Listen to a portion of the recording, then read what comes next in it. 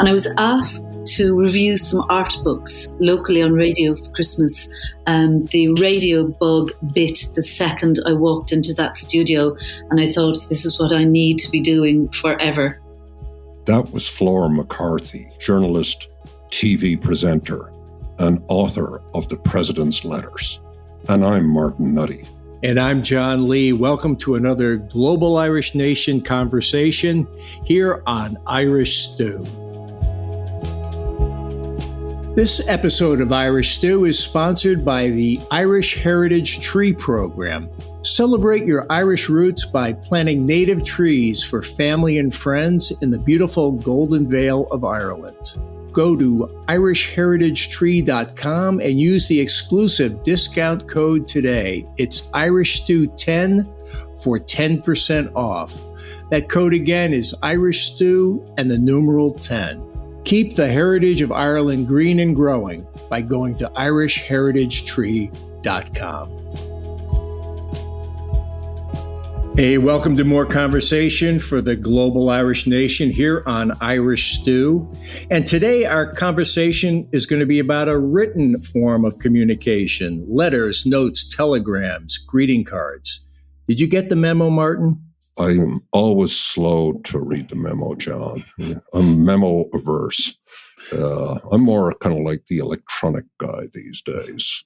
But I am delighted to welcome our next guest to the podcast, Flor MacCarthy. Flor is an accomplished journalist with a 16-year career at RTE. Currently, she works at Oireachtas TV. That might sound like a strange word for our American listeners. Oireachtas is basically the term for the Irish legislature, or at least the two houses of the legislature, being the Dáil and the Seanad. And if you're an American listener and have ever watched C-SPAN in America, Oireachtas TV is the equivalent of American C-SPAN. And Flor, in addition to being an accomplished journalist, last year also published a book featuring the letters of the Irish Presidency. Not just the letters, but also notes, memos, telegrams, as John mentioned up front. And so without much further ado, I'm delighted to have Flor MacCarthy join us. So welcome, Flor. Thank you very much, Martin and John. And I am delighted and more than a little chuffed to be on your accomplished podcast. This is a thrill. So I'm just going to kick this off. It is, we're recording actually on July 19th, which turns out to have been the day after the hottest day in Ireland in 135 years. And Flora, I know you're originally from Cork and you're down in Baltimore, which is in the south of Ireland in Cork. So how's the weather today? It's magnificent. We're in a sweltering 22 degrees here, and people are wandering around saying, I can't cope at all. But I think these weather events do throw us. So people are off work. There's a great party vibe, holiday atmosphere. And you know what? You mentioned it being Baltimore, the original Baltimore, of course. And there is a beautiful tall ship called the Pride of Baltimore, which sometimes sails the Atlantic between Baltimore, Maryland and Baltimore, West Cork. So it was in here not so long ago, and it's a sight to behold. It's a lovely spot, and it's particularly interesting for anyone in history, because I'm going to do a little sidestep here. In 1631, June the 20th, two galleons of Algerian corsairs sailed in here and sacked the village, taking 107 people with them to sell in the slave markets in North Africa. There is a story, and not a lot of people know about it, other than us natives here. Well, actually, believe it or not, I'd actually heard that story before. Being a bit of a history nerd, I thought that was particularly interesting. And from our perspective, certainly John and I both, live in the United States.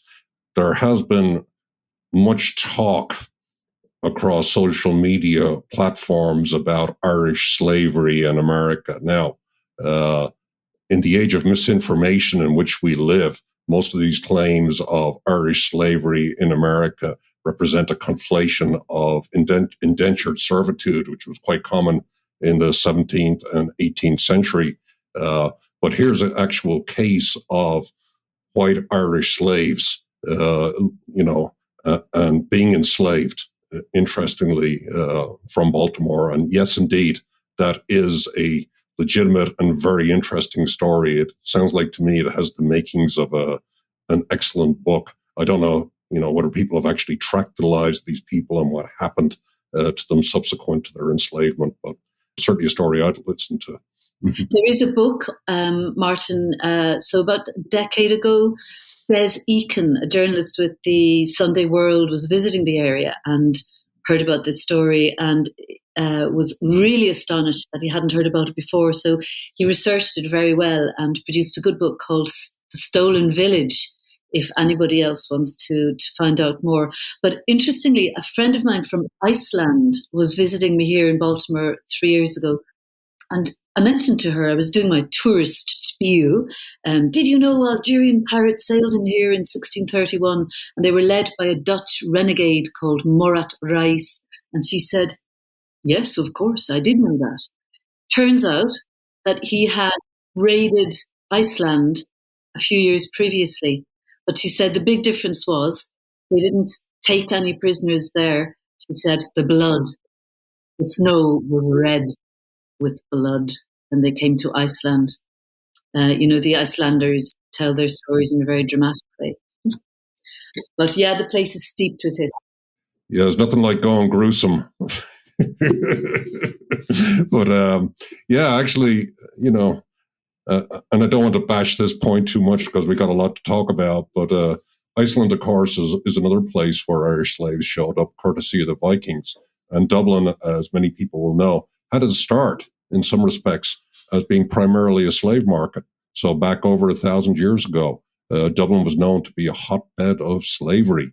So when people fantasize in America about the notion of white Irish slavery, there is actually a legitimate story about Irish slavery, but it didn't take place in the United States. And without hammering that point anymore, what I'd really like to do is to turn back and understand a little bit about your origin story. You're obviously talking to us from Baltimore today in Cork, but I also understand you live in Dublin, but your Cork roots are deep, specifically from West Cork, I believe. Is it Skibbereen? Yeah, it's Skibbereen and in later years Baltimore. So I did grow up in Skibbereen, and we holidayed in Sherkin, which is one of Carbery's 100 Isles, this beautiful archipelago off the coast of West Cork. So really, I guess this whole area here is home. And I think that started my interest in stories and, spending all my summers and Christmases and Easters as a child on the island and hearing these stories about piracy in particular. Another friend has written a great book about the pirate history of this area. I think you couldn't but have your head filled with these images and want to know more about the history of this area. It was kind of an idyllic childhood. We were let free to roam in Sherkin. There were no cars there, or very few, the odd tractor. My first job was in the Jolly Roger bar on the island, aged 11. My parents didn't know I had the job. I was collecting empty beer glasses and bringing them back into the pub. Because I was aged under 12, the rather formidable woman who ran the place wouldn't pay me in money.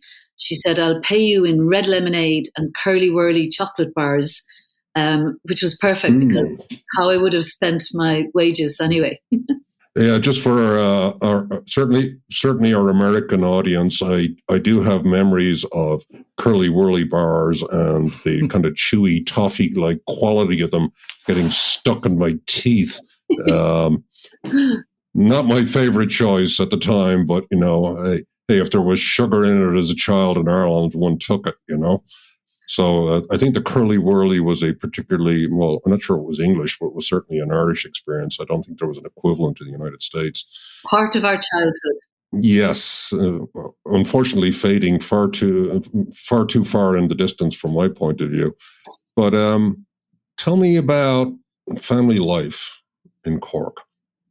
Family life was interesting. That too, I think, very much led directly to the project we'll be talking about in a while. In that both of my parents were very, very, very interested in books, in writing, in letters, in words. Like a lot of Irish families, we played huge amounts of Scrabble, did crosswords instead of homework. 4 out of 5 of the siblings ended up as professional full-time journalists. My mother used to say, "Will any one of you get a proper job ever?" And so my father was also passionately interested in history, and in particular, his was Russian history. So there were summers where, at the end of August, when his legal practice would close mid-August, he would disappear off to Tashkent and Samarkand and behind the Iron Curtain. And my mother went with him on 1 or 2 of these trips. I suppose, looking back, it was a little unusual in Skibbereen in the 1970s. So his friends used to accuse him, Daniel G, they called him, Daniel G, you're a spy. That's what you are. So he filled my head full of an interest in languages, in Russian history, in West Cork history. A brother of my mother's was a radio officer with Irish Shipping, so he would come back with stories from having gone through the Panama Canal, and all of these stories of travel. So, growing up in West Cork was wonderful, but by the age of 18, you want to get out and see all of these places that you've been hearing about. Flor, you're really painting a picture of the communication vibe in the family and the global perspective you got through your family, and the journalism that seems to be kind of the company business. Tell us about your first steps into journalism yourself. I had studied history of art and French in Trinity College in Dublin, which was useless but lovely thing to study. I remember when my friends were poring over pie charts studying economics, I was looking at Greek statues thinking this is delightful. After college I had no idea what I was going to study or what I was going to do, and I drifted into the galleries. I worked in the wonderful Crawford Art Gallery in Cork, and I was asked to review some art books locally on radio for Christmas. The radio bug bit the second I walked into that studio, and I thought, this is what I need to be doing forever. I loved broadcasting, and my siblings would be print journalists predominantly. I just loved broadcasting. So I did some postgrad journalism courses, radio courses, and I ended up in RTE in Cork in the early 90s. And it was the most incredible place to begin because there were so few of us there that you got hands-on experience in every aspect of broadcasting. Literally, you could be researching one day, doing a vox pop on the streets of Cork the next day. I remember being mortified having to ask people on the street, stop strangers and say, do you know the difference between head lice and nits? The nits are the boys and the head lice are the girls. And I'd have to run back to studio and edit this into something broadcastable. But the following week I could be on news. And that's how we were trained, every aspect of broadcasting. Eventually, I was drawn more and more towards news. The news fascinated me anyway, and it's how I thought in news stories what is happening in our world, and I wanted to be part of that. So I went from there to the next 15 years in RTE newsroom at HQ in Donnybrook in Dublin, and loved, I have to say, every moment of it. There is nothing like being on the floor of the newsroom. I think you spoke to my former colleague and current friend, Mark Little, a few episodes ago. Yep. And Mark spoke also of the thrill of a big news story. Those days, the adrenaline is going, it could be an election or a referendum. And getting to live through those and report on them is magic. Our conversation with Mark focused a lot about a changing world of journalism. How have you seen journalism change from your days on RTE, through that time and afterwards? That is a brilliant question, John. And Martin, your questions were brilliant too. So. It's just endlessly fascinating to me. The first time I realized how different it is for broadcasters other than print journalists was covering the really awful 2004 Indian Ocean tsunami.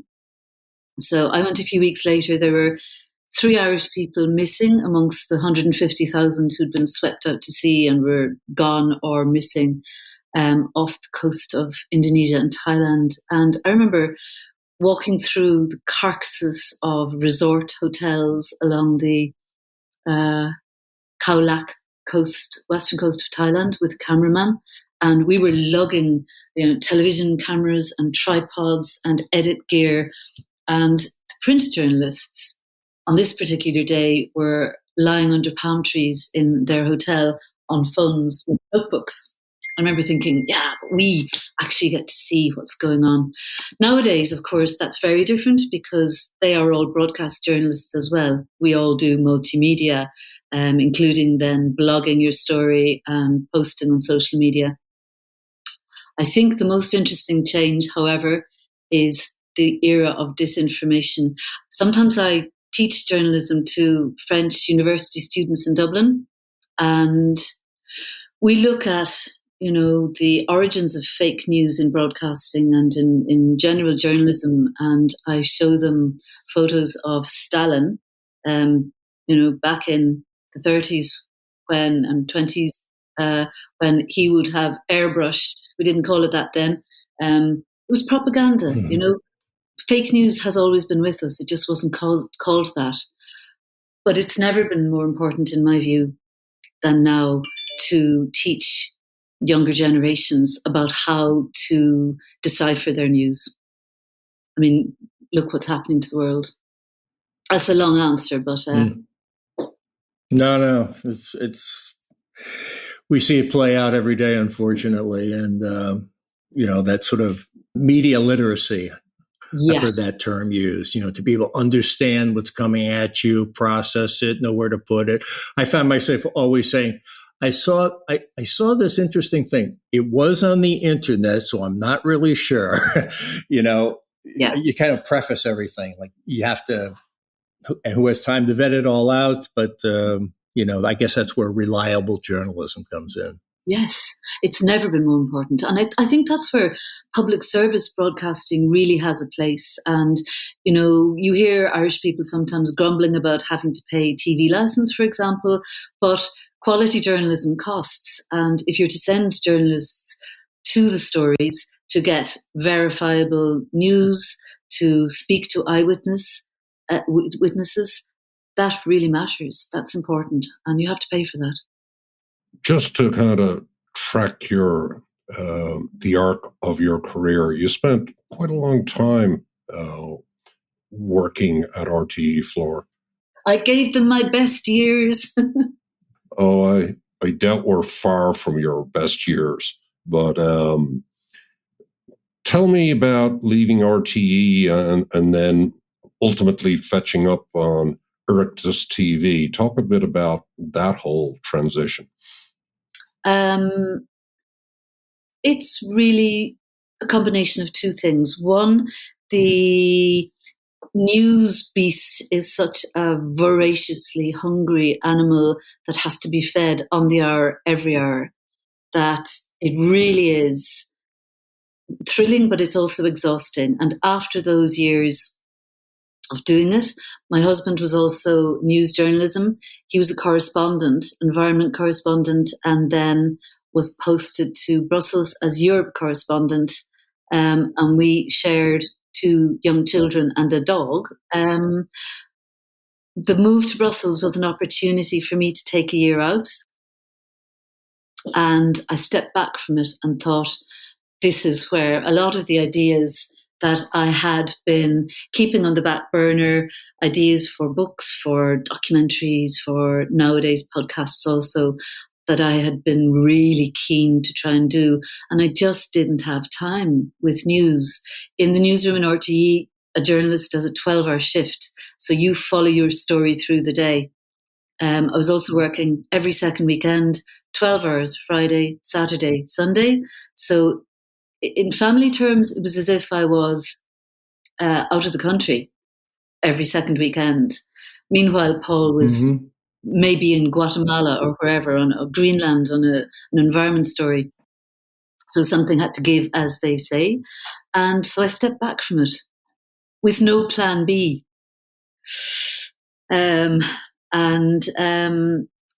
We came back to Ireland after 3.5 years. And so then I found myself freelancing. So Oireachtas TV was just starting off, and they needed people who had a news sense, who could present. And I had been doing some newscasting in RTE. And so I came on board, and it was brilliant because it fulfilled that journalist at the heart of the story desire, but it also, I parachute in once every few weeks to present a programme, usually in Dublin, sometimes from the European Parliament in Strasbourg. And then that left me free for the projects, cultural projects and journalism projects and history ones. And so that balance is ideal now. I love it. Well, it sounds like it opened up some opportunities for the book that originally put you on our radar, The President's Letters, An Unexpected History of Ireland. And I really like the subhead because you can take history in a lot of different ways, and you're gleaning history from the fragments, the leftovers, the dusty archives. We got a lot of questions about how this book was assembled, but I saw a comment as to when you were deciding which of the 400 letters, memos, postcards to put in the book that your criteria was, did it make you say, wow, I never knew that? So maybe you could describe, just the kind of the process of sorting through the archives, how long it took, and what drew you from one item over another item. I'd love to. I think that line guided me all the way through the choice of content for the book. And there were very many moments where I went, I never knew that. So the title, An Unexpected History, really, I think, worked because in going through tens of thousands of letters, there were all of the ones that you would imagine in presidential correspondence files. So the formal letters between heads of state, letters of sympathy, for example, begging letters, and then there were all of the unexpected ones, the surprises. And one review described the book as a backstage pass to Irish history.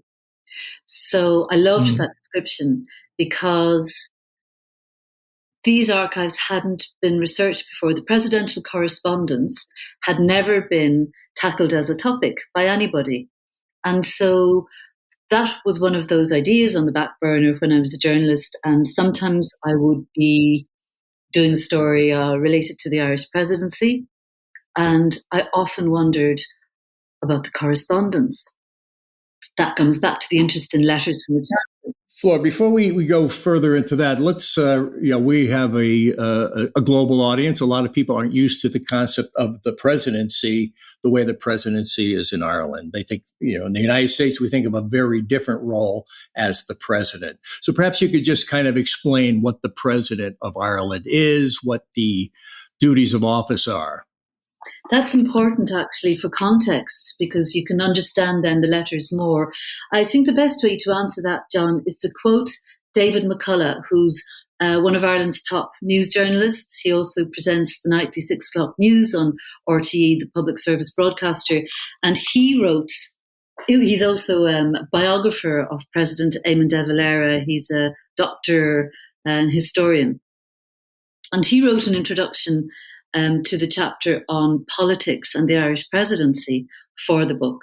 So I've planned the book thematically. So rather than a chapter on each of our 9 presidents to date, there are chapters on politics and the presidency, women and the presidency, letters about the arts, sport, letters from children, etc. So David McCullough, the chapter is Power Play, Politics and the Presidency. And his very first line says, the president's role in politics is easy to define. He or she doesn't have one.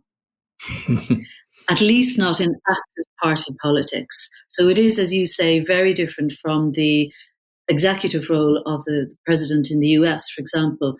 He says, although there is no constitutional or legal bar on the president expressing political opinions, a very strong convention has grown up over the decades since the first president of Ireland was chosen, that the president, the office, is above politics. So really, they have, in Ireland, more of a ceremonial role. There are 4 powers that can be exercised at the president's discretion. And briefly, those are referring legislation to the Supreme Court to test its constitutionality, if needs be, appointing members of the Council of State, which is an advisory body for the president. It's like their boardroom, really, and they tend to have a sort of representative group of people from all walks of life on there. Having a piece of legislation put to a referendum before signing it, but only if the majority of the upper house, the Seanad, and at least a third of the lower house, Dáil, request this to happen. And the 4th one is refusing a dissolution of Parliament, but only if the Taoiseach making the request, that's the Prime Minister, has lost the confidence of a majority of the Dáil. So those are 4 very strict areas. Other than that, the role of the President is to represent us abroad, to greet visiting dignitaries, heads of state, for example, and to be, in the case of our current President, Michael D. Higgins, he's a figurehead for Irish life, Irish society, and is a very popular figure to the point where when one of his dogs, his beautiful Bernese mountain dogs, died during the first lockdown in Ireland in 2020, thousands of letters of sympathy were sent to the president. So you see, it's a ceremonial role. There are official formal functions, and looking at the letters, they span all of those roles as well. I hope that explains it a little bit. Absolutely. No, I think that'll help. And it seems like there's some advantages in this system where you separate out the head of government from the head of state. Whereas in the United States, we expect our president to be both the moral voice, the soul of the nation, and also to be throwing sharp elbows in political circles. So there's some advantages to the Irish arrangement. Definitely. So, Flor, I really enjoyed this kind of thematic exploration of the various correspondence that surround each of the presidents. I am the uncle to 9 nieces. There are actually no nephews in the generation that follow me. And as such, even though I'm male, I take a lot of interest in the position of women in society, be it in the United States or in Ireland. So I was reading through the correspondence that you basically feature some of the issues that Irish women have faced in the course of the presidency. And the very opening letter that is featured in that particular chapter raised more than one eyebrow on my behalf. Specifically, I'm referring to the letter from J.J. Walsh dated 1937 to the future president of Ireland, who would have been Taoiseach at the time, Eamon de Valera, where he makes reference to women and their poisonous fangs, which I thought was deeply disturbing. But I wonder if you could tell our listeners a little bit about that letter and your thoughts behind its inclusion. Oh, I'd love to. Thank you for this opportunity in particular. This letter shouldn't be in the book, first of all, because it was written before the Office of the Presidency was established, but it was written as the Irish Constitution was being written in 1937. So I thought, fair enough, it's valid. Also, it's my book, so I can put in whatever I want and justify it. When I found this, it was one of those I never knew that moments, and it had to go in simply because of the language. So as the Irish Constitution, which established the office of the President, was being drafted in 1937, former government minister J.J. Walsh warned the Taoiseach that it's time the wheel was reversed on the women's rights movement. Describing women's role in the foundation of the state, he said, their poisonous fangs were everywhere in evidence. So his advice to the government was keep women well away from everything to do with the affairs of state. And that was just the most extraordinary letter to find. And he was listened to, actually, because, you know, if you look back at the 1916 proclamation, this was going to be an Ireland for everybody. It was quite inclusive. It was very progressive. And by 1937 and 1938, the Catholic Church's hold on politics, I believe, was very evident. Stranglehold rather than hold. And so there was a few decades that these revolutionary women who had been there at the foundation of the state, who had helped it to happen, because they were very much involved in the revolutionary period from 1916 to 23 and the Irish War of Independence and the Civil War. They're airbrushed from history.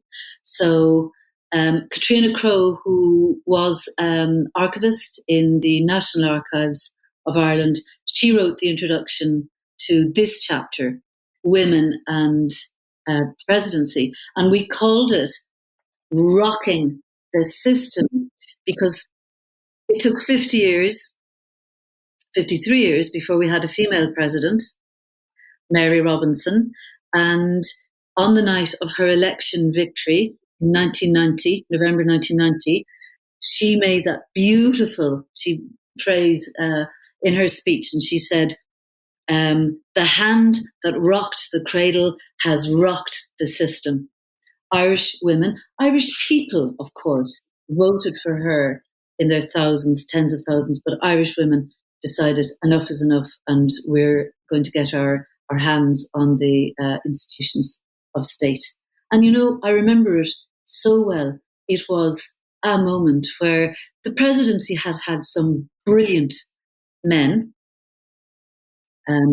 Douglas Hyde, Sean T. O'Kelly, Eamon de Valera, Erskine Childers, Carol O'Dawley, and Patrick Hillary, but it was time for a female president. She was also a constitutional lawyer, she was a human rights activist, and she was Ireland's youngest president. And she was a brilliant one.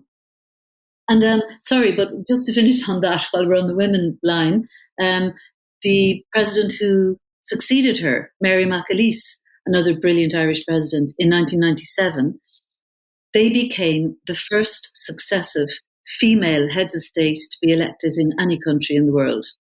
Yeah, I think it's an extraordinary history of Ireland that I've only really begun to appreciate lately, as to, you know, how things started out in 1916 as being a much more inclusive Ireland.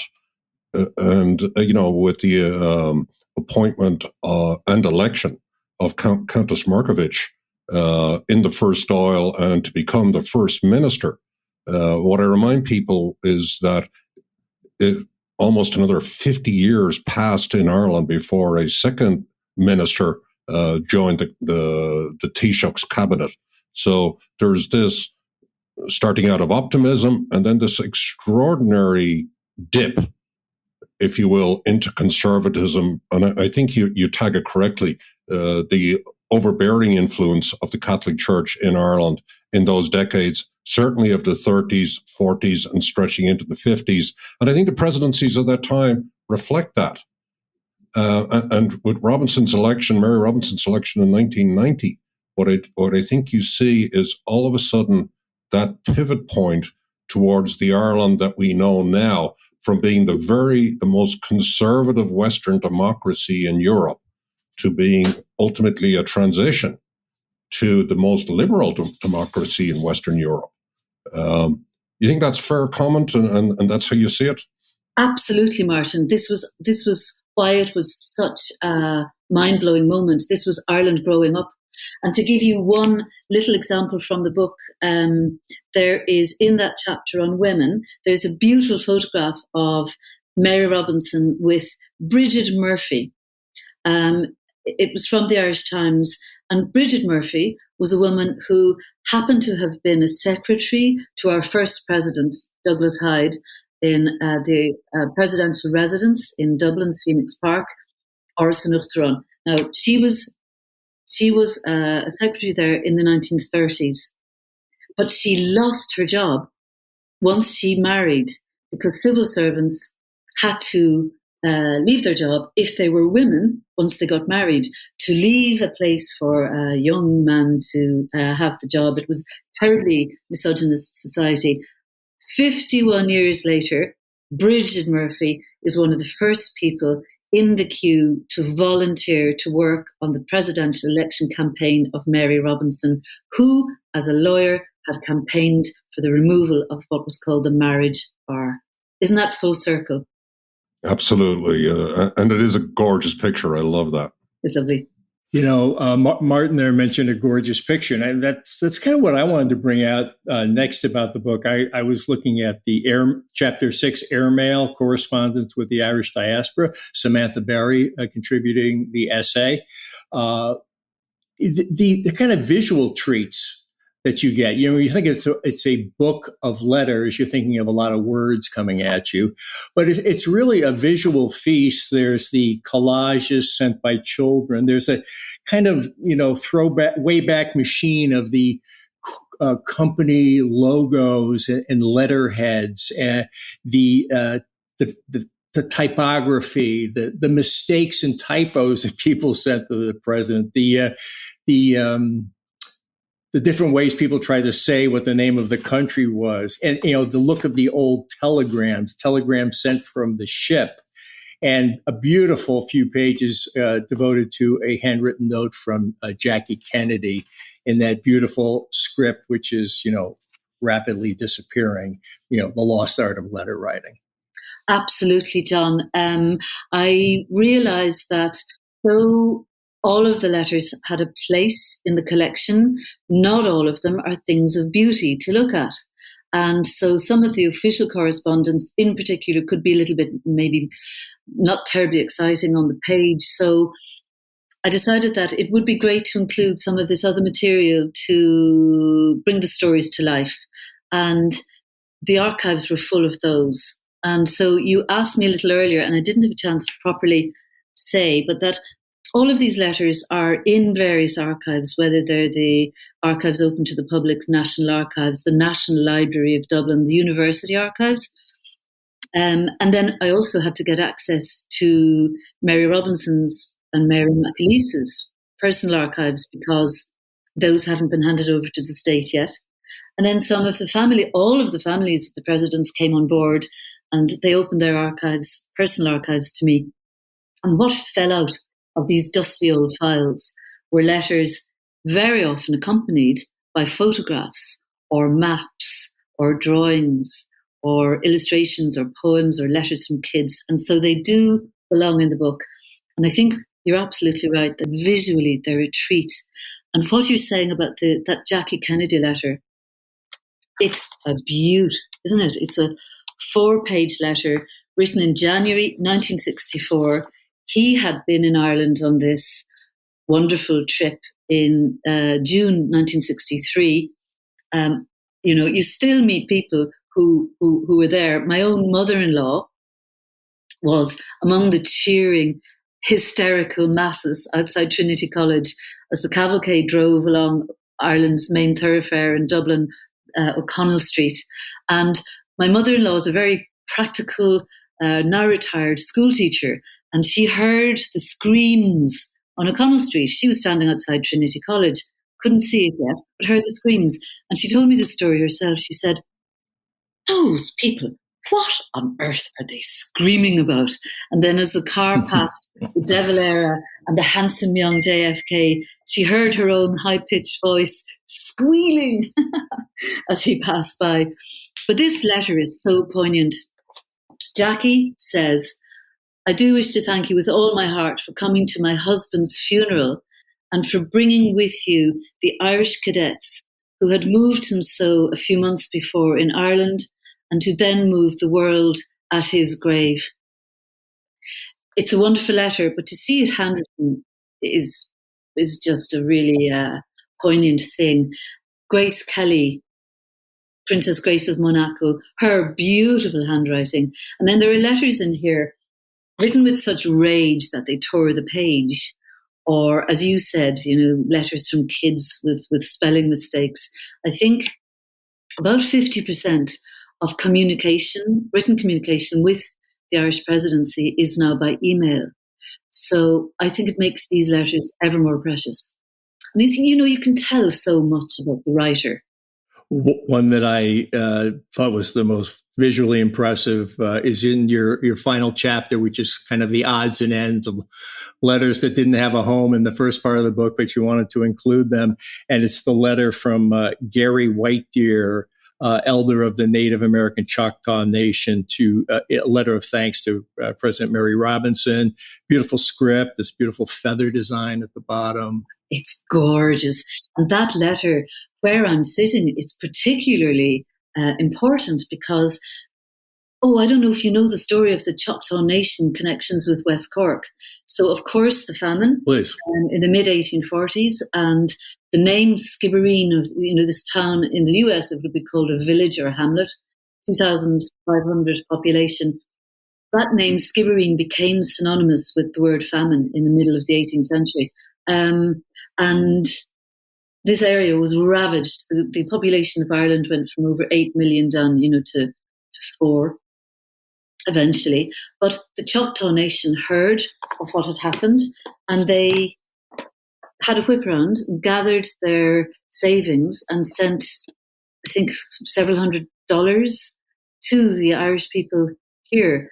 And another beautiful full circle story, during the early days of the COVID lockdown, the people of West Cork heard about how the Choctaw Nation was having a particularly difficult time, and they sent money. Children saved their pocket money and had a whip around and sent money to Choctaw Nation. There's a beautiful monument, right, with the piece of sculpture with the feathers. It's beautiful. Probably the most important document in the book isn't as beautiful as some of those we're talking about. It's a nondescript envelope with a scribble on it.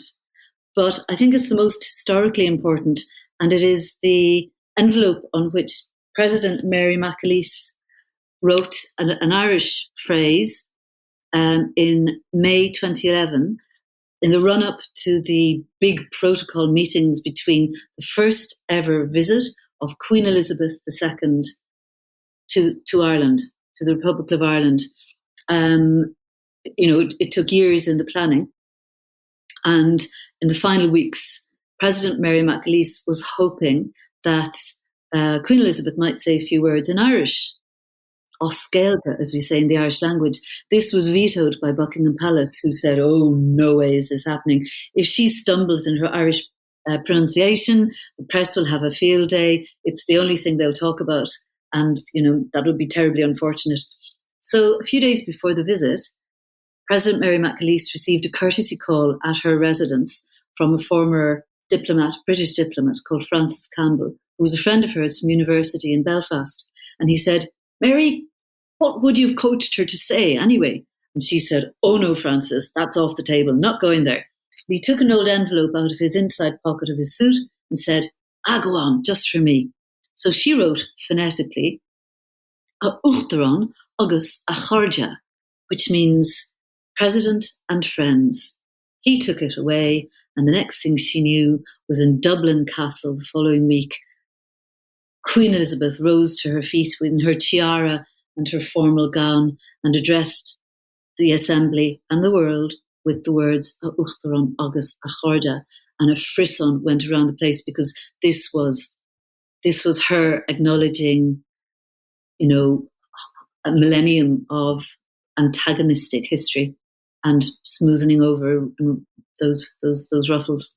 Yeah, that was an extraordinary moment and an extraordinary piece of history. And in terms of healing old wounds, it seems that particular visit did an enormous amount of good. And if you talk about, concerns about the butchery of the language, I'm reminded of Liz Truss's recent faux pas in terms of trying to pronounce the name of Ireland's, head of government, or not head of government, but Prime Minister, which is known as the Taoiseach. I can't remember exactly how she butchered it, but it seems to me almost since that point, when Queen Elizabeth II visited Ireland till now, there's been pretty steady deterioration in relations between the countries, mostly driven by Brexit. It's kind of, and so looking back at that moment, you can kind of see this is the way we should be going. This is the way we need to be going. And the question is, how do we get back on track again? Maybe with the end of the Boris Johnson premiership, things will begin to look a little bit better. I think it's all about respect, pronunciation, and, it's one word. It's not that difficult, Taoiseach, but it really is about respect. And you can see in the book how the language has changed so much. And we're getting, of course, a lot less formal. There are letters in here. Your most esteemed excellency, and in later letters, you have some of the kids writing to President Michael D. Higgins saying, yo, Prez. Yeah, it's funny how, language has evolved. And I particularly, one of the other areas of interest to me is certainly in study of the early modern Irish state, is to kind of come to terms with the grip of the influence of the Catholic Church on Ireland. And it plays out really in interesting ways in your book. For example, there's this picture of people waiting outside the church in their cars as the funeral for the first Irish president takes place, or also a kind of a nastygram from the Vatican directed at Sean Teocalli for spewing out the Pope's views on communism. So kind of an interesting cross-section, or, Eamon de Valera's letters, which seem to be particularly, I'm not sure what the right word is, holy, cloying in his communications with the church. And it's so very dramatic to at least the modern point of view, as somebody that lives in America, but also feels like they're still kind of connected to this more modern Ireland that we have now. Yes, I think all of those are very revealing, Martin. The Irish cabinet waiting outside St. Patrick's Cathedral in Dublin, it's an extraordinary photograph. It was the funeral of our first president, Douglas Hyde, in 1949. And because it was a Protestant cathedral, the cabinet, which was made up of mostly Catholics, felt it was called a prescribed sin, and they would have to receive dispensation from the bishop. I mean, this is the level of obsequiousness towards the Catholic Church that was involved. And particularly so in terms of the context, because Douglas Hyde was the son of a Church of Ireland rector from Roscommon. He himself was Church of Ireland Protestant faith. And that's one of the reasons he was chosen as to represent this new, modern, pluralist Ireland that the Constitution was trying to set up. But yeah, the grip of the bang of the crozier, the belt of the crozier was seen in a lot of the correspondence. And if you look at the brilliant, anybody can go to these in the archives, the visitors' books, you see an awful lot of prelates and popes in the mix with presidents and princes and princesses over the years visiting Áras an Uachtaráin. By the time Mary Robinson became president, that had changed. We have subsequently had a referendum on divorce, which was passed, on same-sex marriage, which was passed in 2015 wonderfully. And Ireland has very much, with the help of being a member of the EU, of course, which had a huge impact socially in dragging us from being a very conservative little country on the fringes of Europe to being, at the heart of the decision-making as part of this club. And I believe the UK is going to lose out hugely in not being part of that club. So yes, I'm veering here through history from the Catholic Church to where Ireland stands on the world stage. But we've grown up for sure. Yeah, it seems, the presidency has kind of evolved to reflect, less of an interest in matters church and more as a, if you will, cheerleader kind of trivializes it, but certainly a promoter of Ireland in a global context, a lot of times leveraging the extraordinary success Ireland has achieved culturally, be it music, be it writing. I'm kind of thinking of the Seamus Heaney letter that you have reproduced when he was awarded the Nobel, and how, the presidents obviously embraced these extraordinary achievements from an island, that's relatively small in terms of population. Oh, yeah, we've got lots of Nobel laureates, and that's a beautiful letter. The Heaney letters I found in the Mary Robinson archive. These were personal letters to her in his handwriting. And so the Heaney family, via his estate, were so generous in saying, you know what, yes, the world should see these letters. And the one that I love, Heaney letter, is the one where, yes, in that letter he had been missing in action on holidays with his wife, Mary, on a Greek island when he won the Nobel Prize in Literature. The world was looking for him. And so when he flew back into Dublin Airport, he was brought straight to the presidential residence for a reception. And he spoke about, all of these other awards, but this is the one that really mattered. And this was the moment for him. But there's a second Heaney letter that I love, and it is Mary Robinson really enhanced Ireland's place on the world stage. She gave a voice as a human rights lawyer, and she was the first president in the world to visit the famine in Somalia in 1993. She went back several times. She was the first president to visit post-genocide war-torn Rwanda. And she didn't just go there and bring the TV cameras with her, but then she used her role to write to more than 80 world leaders, heads of state, the United Nations, the EU, and everyone she could think of, to say something needs to be done about this. There is famine, these people are dying. And she gave a press conference in Kenya, in Nairobi, having just spent 4 days in famine-torn Somalia. And this was a very famous moment because she lost her composure, as she said herself, and she welled up and tears were flowing down her face in front of the television cameras at this press conference. And she was very annoyed afterwards, saying, I should have held it together. But she was overcome with the horrors of what she had seen.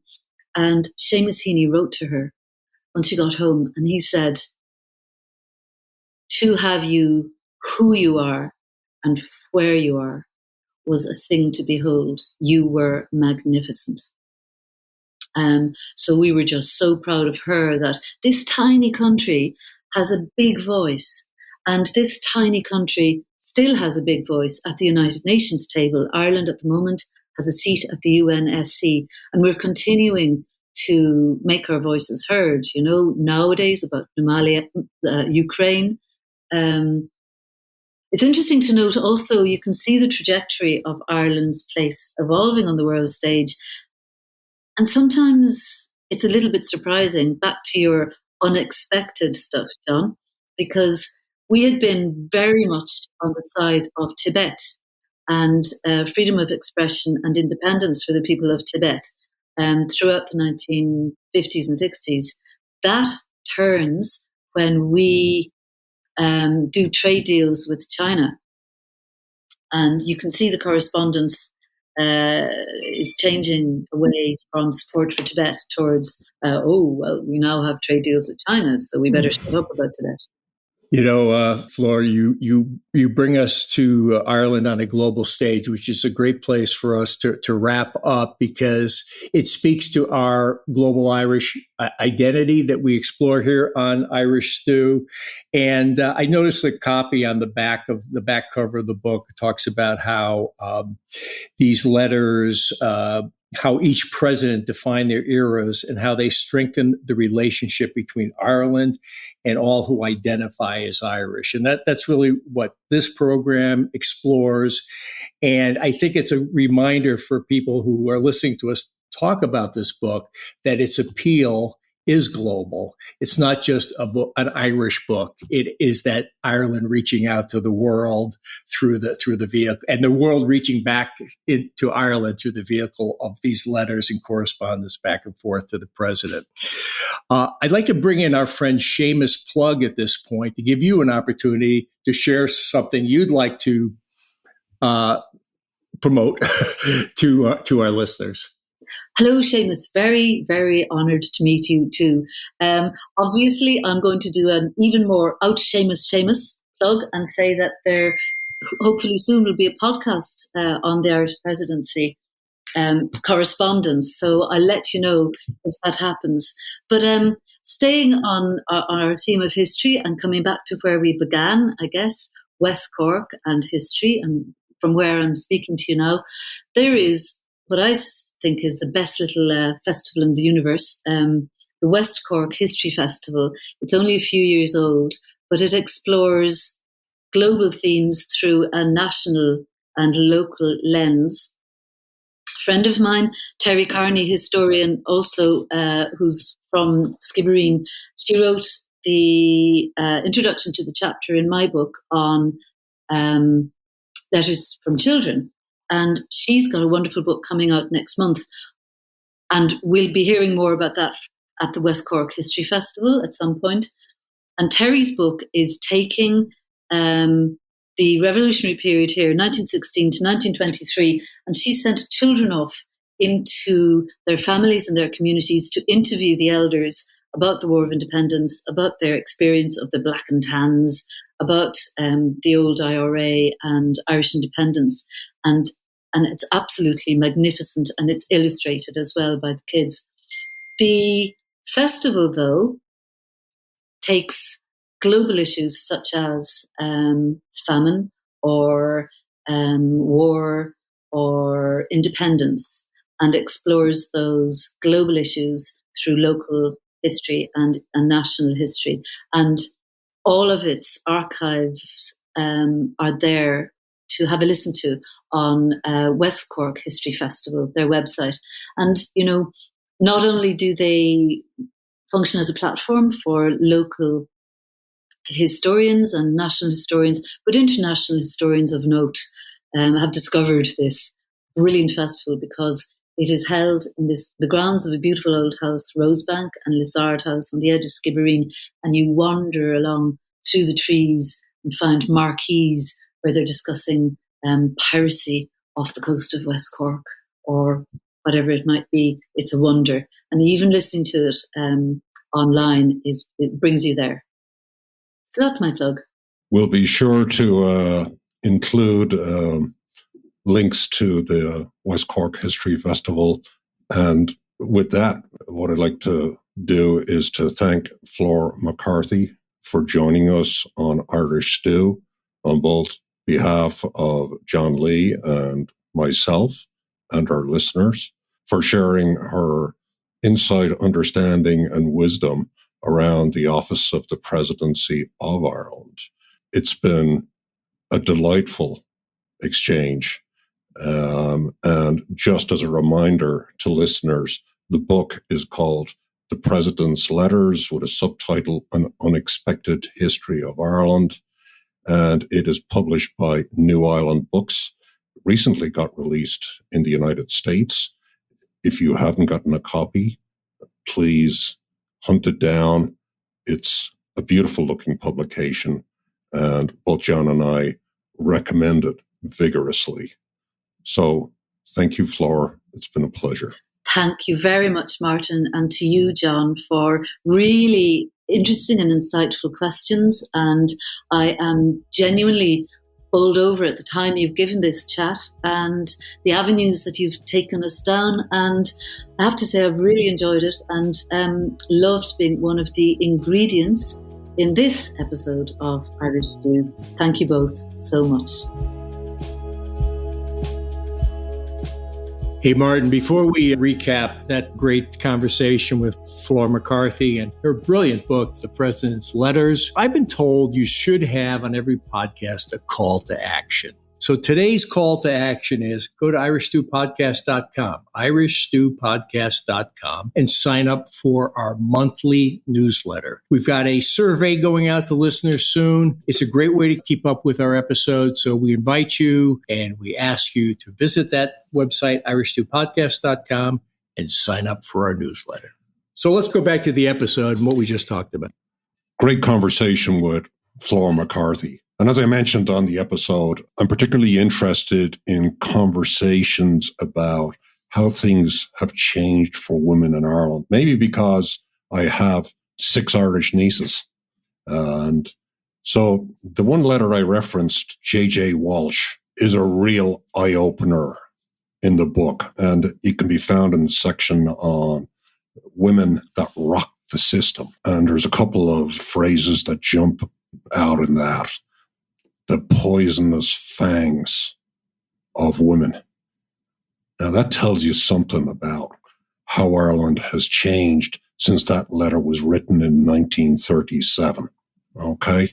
So we're now 85 years later, 2 female presidents of Ireland later, probably 2 of the greatest presidents that Ireland has had. Mary Robinson, of course, goes on to become the UN High Commissioner and brings Ireland to the attention of the world and turns Ireland into a moral authority with her visits to the Sudan, with her visits to Rwanda. Just an amazing transition of which all Irish people can be truly proud of. And look at how we learned that. This is such a great history, unexpected history of Ireland is the subhead. And you go back through these artifacts, the ephemera, you're looking at the original letters, notes, memos, telegrams, and you get these visions or insights into, in some ways, a vanished world. And you can watch the trajectory of change in terms of attitudes, issues, language, diplomacy. When was the last time you ever got a telegram? The last time I got a telegram was when my brother got married in 1985. And at weddings, it used to be a thing to read out the congratulatory telegrams. By the time I got married, it would have been almost 10 years later. Telegrams were gone. They were no more. That's it for me. I believe the last telegram I got was when my wife and I got married, and it was sort of a thing in Italy for longer than it was here. So let's bring back the telegram. And if the telegraph comes back, my daughter's in good shape because for some reason she learned how to do Morse code. So, yes, if you want to see what a telegram looks like, go out and get yourself a copy of The President's Letters, An Unexpected History of Ireland. The author is our wonderful guest, Flor MacCarthy. It is interesting history, And it is a beautiful book to have on your table, to flip open and work your way through and understand the amazing arc of history that Ireland has experienced since the first president took office in 1938. Irish Stew is produced by John Lee, Martin Nutty, and Bill Schultz. Editing, mixing, and mastering by Bill Schultz. Music on Irish Stew was composed and performed by Rosa Nutty, with Donald Bowens on drums, Cathal O'Riordan on bass and synthesizer. For more on Rosa Nutty's music, please visit rosanutty.com.